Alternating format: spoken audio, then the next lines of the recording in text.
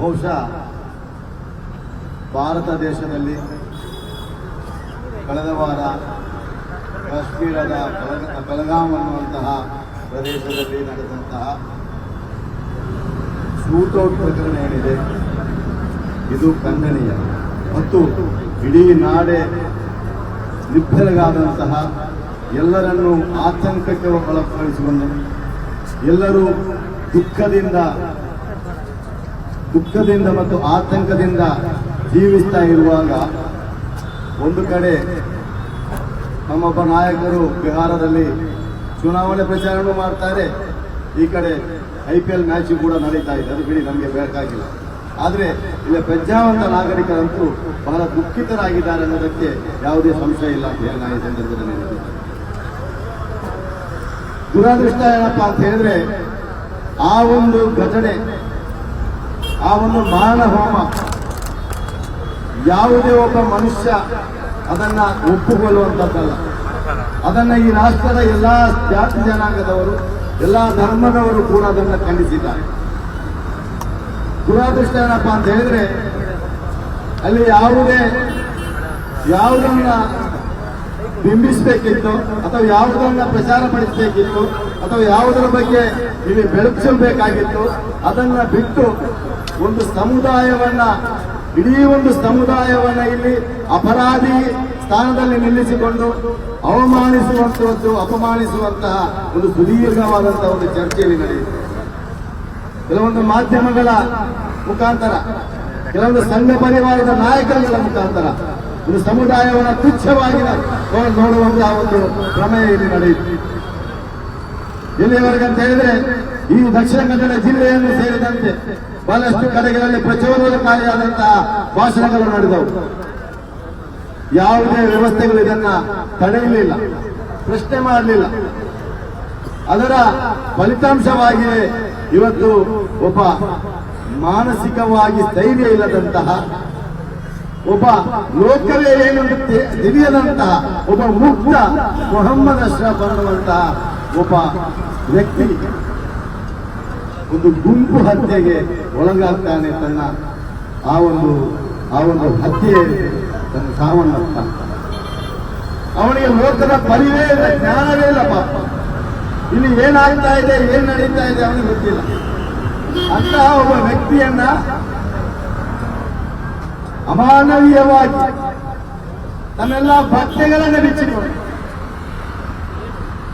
ಮರ್ಮಾಂಗಕ್ಕೆ ಹೊಡೆದುಕೊಂಡು ಅವನ ಬಾಯಿಯ ಒಳಗಡೆ ಮಣ್ಣನ್ನು ಹಾಕಿ ತಮಗೆ ಯಾವ ರೀತಿಯಲ್ಲಿ ತೋರಿಸ್ತದೋ, ಯಾರಿಗೆ ಯಾವ ರೀತಿಯಲ್ಲಿ ಖುಷಿ ಕೊಡ್ತದೋ ಅದನ್ನೆಲ್ಲವನ್ನು ಅನುಭವಿಸಿಕೊಂಡು ಅವನನ್ನ ಚಿತ್ರಹಿಂಸೆ ಮಾಡಿಕೊಂಡು ಕೊಲೆ ನಡೆಯಿತು. ಆ ಮರಣವಾದಂತಹ ಹೆಣವನ್ನು ಅವರಲ್ಲಿ ಬಿಸಾಡಿ ಹೋದರು. ನಾನು ಕೇಳ್ತಾ ಇರುವಂತದ್ದು, ಈ ಪ್ರದೇಶದ ಪೊಲೀಸ್ ಇಲಾಖೆ, ಅದರಲ್ಲೂ ನಾನು ನೇರವಾಗಿ ಹೇಳ್ತಾ ಇರ್ತಕ್ಕಂಥದ್ದು, ಆ ವ್ಯಾಪ್ತಿಗೆ ಬರ್ತಕ್ಕಂತಹ ACP ಧನ್ಯಾನಾಯಕರವರನ್ನ, ಆ ಜುಡಿಷಿಯರಿಗೆ ಬರ್ತಕ್ಕಂತಹ ಇನ್ಸ್ಪೆಕ್ಟರ್ ಶಿವಕುಮಾರ್ ಆಳ್ಕೆ ಅವರನ್ನ, ಇಂತಹ ಒಂದು ಹೆಣ ನಿಮಗೆ ಸಿಕ್ಕಿತು, ಅದರ ಗುರುತು ಪತ್ತೆ ಇಲ್ಲ. ಇಲ್ಲಿ ಆ ಒಂದು ಪ್ರದೇಶದಲ್ಲಿ ಏನೆಲ್ಲ ಘಟನೆಗಳು ನಡೆದವು ಅಂತ ನಿಮ್ಗೆ ಗೊತ್ತಿದೆ. ACP ಧನ್ಯಾನಾಯಕರವರೇ, ಗೋಲಿಯಾರ್ನಲ್ಲಿ ನಿಮಗೆ ಸಂಘ ಪರಿವಾರದವರು, ಭಾಜಪದವರು ಒಂದು ಮಸೀದಿಯ ಮುಂದೆ ಘೋಷಣೆ ಕೂಗಿದಕ್ಕೆ ಅಲ್ಲಿ ನಡೆದಂತಹ ಸಣ್ಣ ಒಂದು ಘಟನೆಯನ್ನು ಇಟ್ಟುಕೊಂಡು ಹಲವಾರು ಮನೆಗಳಿಗೆ ದಾಳಿ ನೀಡಲಿಕ್ಕೆ ನಿಮಗೆ ಸಾಧ್ಯವಾಗುವುದಾದರೆ, ಅದೆಷ್ಟೋ ರೌಡಿಗಳನ್ನ, ಸಂಘ ಪರಿವಾರದ ರೌಡಿ ಲಿಸ್ಟ್ನಿಂದ ತೆಗೀಲಿಕ್ಕೆ ನಿಮಗೆ ಸಾಧ್ಯವಾಗುವುದಾದ್ರೆ, ನಿಮ್ಮ ಜುಡಿಷಿಯಲ್ ಒಳಗಡೆ ಒಂದು ಅನಾಥವಾದಂತಹ ಶವ ಸಿಕ್ಕಿದೆ. ಶವ ಸಿಕ್ಕಿದ 24 ಗಂಟೆಗಳು ಕಳೆದರೂ ಕೂಡ ತಾವು FIR ದಾಖಲಿಸುವುದಿಲ್ಲ. ಯಾಕೆ?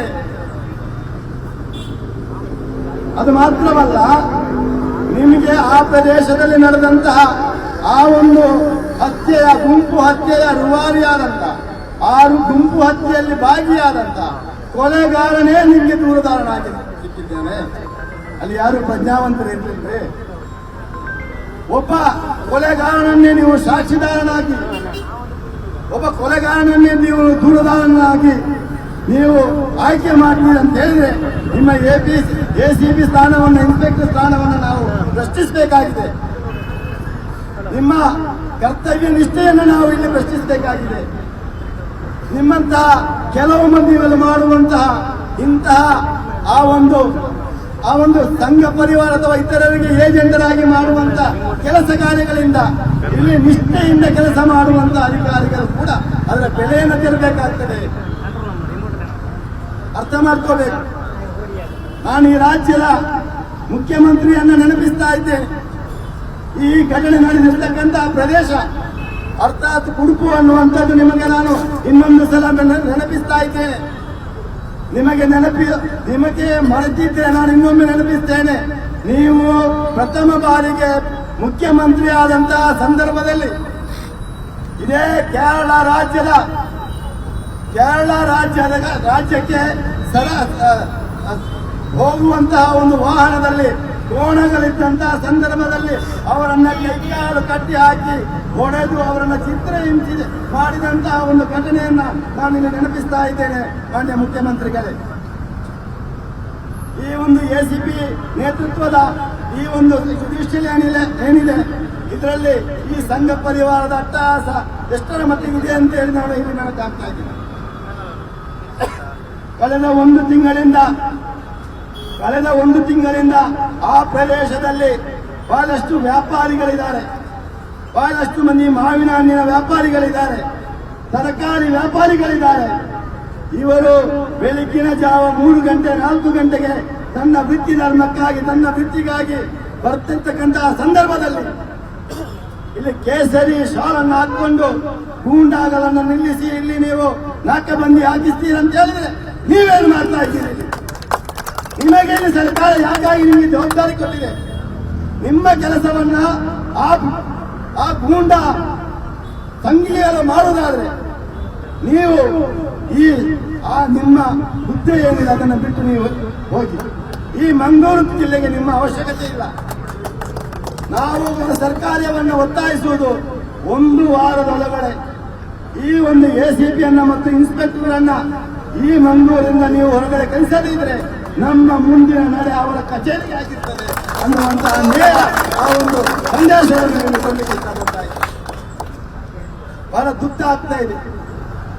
ದುಃಖ ಆಗ್ತಾ ಇದೆ. ಈ ಒಂದು ಘಟನೆ ನಡೆದು 24 ಗಂಟೆಯ ನಂತರ ನಮಗೆ ಮಾಹಿತಿ ಬಂದ ತಕ್ಷಣ ನಾವು ಹೋಗಿ ನೋಡಬೇಕಾದ್ರೆ, ಆ ಮೃತ ದೇಹವನ್ನು ನಾವು ನೋಡಬೇಕಾದ್ರೆ ದೇಹದ ಒಂದು ಭಾಗವೂ ಬಾಕಿ ಇಲ್ಲದಂತೆ ತಲೆಯಿಂದ ಹಿಡಿದು ಕಾಲಿನವರೆಗೆ ಇದ್ದಂತಹ ಗಾಯಗಳನ್ನು ನಾವು ಗುರುತಿಸಿದೆವು. ಆವಾಗಲೇ ನಾವು ಕಂಡುಕೊಂಡೆವು ಇದು ಒಂದು ಗುಂಪು ಹತ್ಯೆ ಅಂತೆ. ಮಾಧ್ಯಮದ ಮುಖಾಂತರ ಸಮಾಜದಲ್ಲಿ ಒಂದು ಸ್ಪಷ್ಟ ಸಂದೇಶವನ್ನ ಇಲ್ಲಿ ಕೊಡ್ಲಿಕ್ಕೆ ಇಷ್ಟಪಡ್ತಾ ಇದ್ದೇವೆ. ನಮಗೆ ಸೋಮವಾರ ದಿವಸ ಈ ವಿಚಾರ ಸಿಕ್ಕಿದಾಗ ಆ ಮೃತಪಟ್ಟಂತಹ ವ್ಯಕ್ತಿ ಯಾವ ಜಾತಿಯವ, ಯಾವ ಧರ್ಮದವ, ಯಾವ ರಾಜ್ಯದವ ಏನೂ ನಮ್ಗೆ ಗೊತ್ತಿರಲಿಲ್ಲ.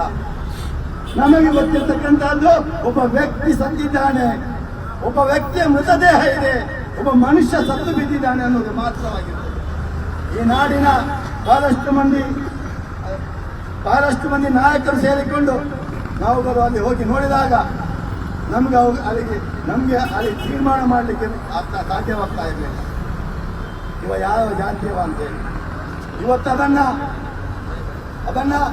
ಬಿಂಬಿಸ್ತಾ ಇದ್ದಾರೆ.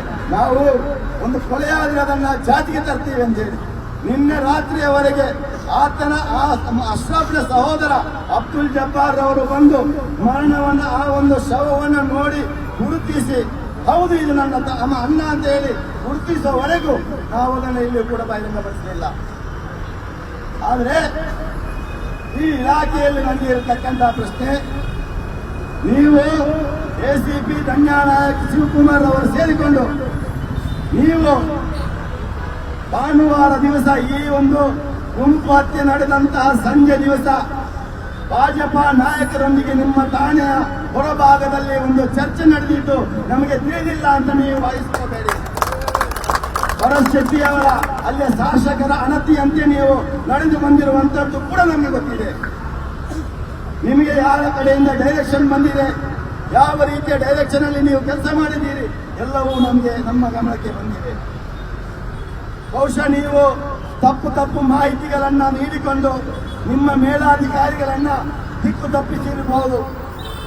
ಈ ನಾಡಿನ ಪ್ರಜ್ಞಾವಂತರನ್ನ ನಿಮಗೆ ಅಥವಾ ಹೋರಾಟಗಾರನ ದಿಕ್ಕು ತಪ್ಪಿಸಲಿಕ್ಕೆ ನಿಮ್ಮಿಂದ ಸಾಧ್ಯವಾಗಲ್ಲ. ಯಾಕೆ ಈ ಮಾತನ್ನು ಹೇಳ್ತಾ ಇದ್ದೇನೆ ಅಂತ ಹೇಳಿದ್ರೆ, ಭಾನುವಾರ ಸಿಕ್ಕಿದಂತಹ ಮರಣವನ್ನ ಆ ಒಂದು ಶವವನ್ನು ಇಟ್ಟುಕೊಂಡು ಮರು ದಿವಸ ಮಧ್ಯಾಹ್ನದವರೆಗೆ ಇವರು ಯುಡಿಆರ್ ಮಾಡದೆ ಇಟ್ಕೊಳ್ತಾರೆ ಅಂತ ಹೇಳಿದ್ರೆ, ಯುಡಿಆರ್ ತಯಾರಿಸಿದವರು ಯಾರು? ಲುಕೌಟ್ ನೋಟಿಸ್ ಅನ್ನು ತಯಾರು ಮಾಡಿದವರು ಯಾರು? ಮೇಲಾಧಿಕಾರಿಗೆ ಅಲ್ಲಿಯ ಜುಡಿಷಿಯಲ್ ಅಲ್ಲಿ ಬರ್ತಕ್ಕಂತಹ ವರದಿಯನ್ನು ನೀಡಿದಂತಹ ಅಧಿಕಾರಿಗಳು ಯಾರು? ಇದೇ ಧನ್ಯನಾಯಕ ಮತ್ತು ಶಿವಕುಮಾರ್ ಅವರಲ್ವಾ?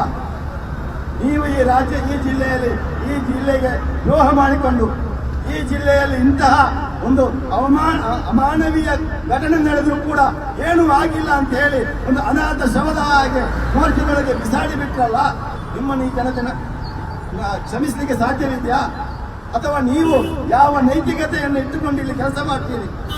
ನಾನು ಇಲ್ಲಿರ್ತಕ್ಕಂತಹ ಶಾಸಕರುಗಳನ್ನ, ಇಲ್ಲಿರ್ತಕ್ಕಂಥ ಆಡಳಿತ ಪಕ್ಷವನ್ನ, ಇಲ್ಲಿರ್ತಕ್ಕಂಥ ಉಸ್ತುವಾರಿ ಸಚಿವರನ್ನ ನಾನು ಒತ್ತಾಯ ಮಾಡುವಂತಹದ್ದು, 7 ದಿನಗಳ ಒಳಗಾಗಿ ಈ 3 ಅಧಿಕಾರಿಗಳು ಇಲ್ಲಿಂದ ಎತ್ತಂಗಡಿ ಮಾಡಬೇಕು. ಅದರ ಜೊತೆಗೆ ಈ ಒಂದು ಗುಂಪು ಹತ್ಯೆಗೆ ಮೂಲ ಕಾರಣವಾದಂತಹ, ಇದಕ್ಕೆ ಪ್ರೇರಣೆಯಾದಂತಹ, ಈಗ ಘಟನೆಯಲ್ಲಿ ನೇರವಾಗಿ ಭಾಗಿಯಾದಂತಹ ರವೀಂದ್ರ ನಾಯಕನನ್ನ ಕೂಡಲೇ ಬಂಧನ ಮಾಡಬೇಕು. ಏನೋ ಎಸಿಪಿ ಧನ್ಯನಾಯಕ ಮತ್ತು ಶಿವಕುಮಾರ್ ರವರ ಆ ಒಂದು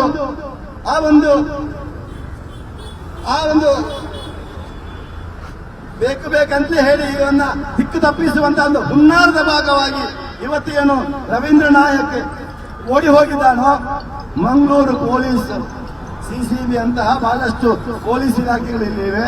ಇವರು ಮನಸ್ಸು ಮಾಡಿದ್ರೆ ಎಂತೆಂತ ಪ್ರಕರಣಗಳನ್ನ ಇಲ್ಲಿ ಭೇದಿಸಿದ್ದಾರೆ. ಈ ರವೀಂದ್ರ ನಾಯಕ್ ಏನೂ ಅಲ್ಲ.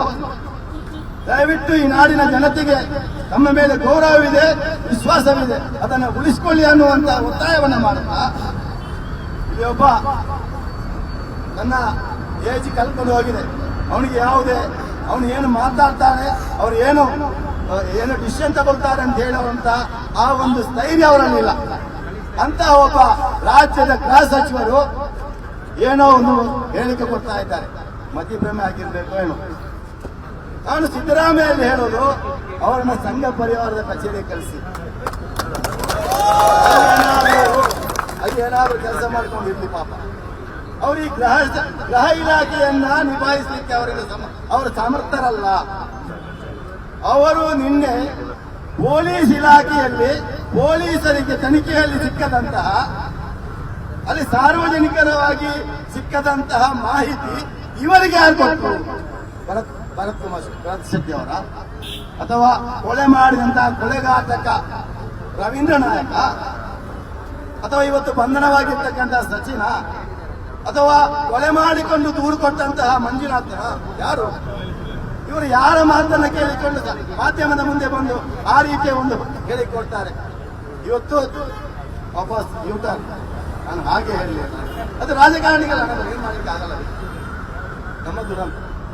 ನಾನು ಹೇಳ್ತಾ ಇರುವಂತದ್ದು, ಈ ನಾಡಿನಲ್ಲಿ ಶಾಂತಿ ನೆಲೆಯಬೇಕು, ಈ ನಾಡಿನಲ್ಲಿ ಸೌಹಾರ್ದತೆ ಉಳಿಯಬೇಕು, ಈ ನಾಡು ಅಭಿವೃದ್ಧಿ ಆಗಬೇಕಾದ್ರೆ ಇಂತಹ ವ್ಯಕ್ತಿಗಳನ್ನ ಸ್ವಲ್ಪ ದೂರ ಇಟ್ಟು ಒಬ್ಬ ಗಡಸ್ತಿರ್ತಕ್ಕಂತಹ, ಒಬ್ಬ ಡೈನಾಮಿಕ್ ಆಗಿರ್ತಕ್ಕಂತಹ ಒಬ್ಬ ನಾಯಕನನ್ನ ಆ ಒಂದು ಗೃಹ ಸಚಿವರಿಗೆ ನೇಮಕ ಮಾಡಿ, ಇಲ್ಲಿ ನಿಮ್ಮನ್ನು ನಂಬಿಕೊಂಡು ಹಾಕಿದಂತಹ ಮತದಾರರಿಗೆ ಒಂದು ಋಣವನ್ನು ತೀರಿಸಿ ಅಂತ ಹೇಳುವಂತ ಆ ವಿಚಾರವನ್ನು ಮುಂದಿಡುತ್ತಾ, ಪಾಪ ಆ ಮುಗ್ಧ ಅಶ್ರಫ್ ಏನಿದ್ದಾನೆ, ಇವರ ಗುಂಪು ಹತ್ಯೆಗೆ ಬಲಿಯಾದಂತಹ ಆ ಮುಗ್ಧ ಅಶ್ರಫ್ಗೆ ಒಬ್ಬ ವಯೋವೃದ್ಧದ ತಾಯಿ ಇದ್ದಾರೆ. ಆ ತಾಯಿಯ ಆಸೆಗೆ ಈ ಸರ್ಕಾರ ಬದ್ಧವಾಗಿದೆ.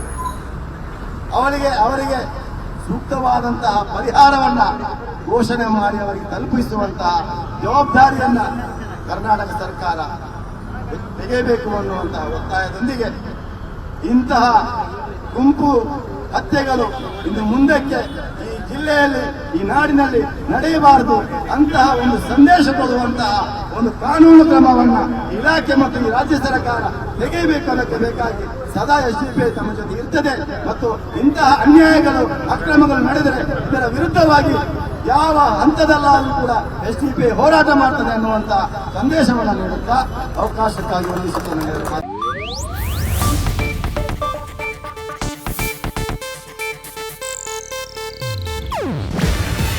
ಇದು ಏಷ್ಯಾನೆಟ್ ನ್ಯೂಸ್ ನೆಟ್ವರ್ಕ್ ಪ್ರಸ್ತುತಿ. ನೀವು ನೋಡ್ತಿದ್ದೀರಾ ಏಷ್ಯಾನೆಟ್ ಸುವರ್ಣ ನ್ಯೂಸ್.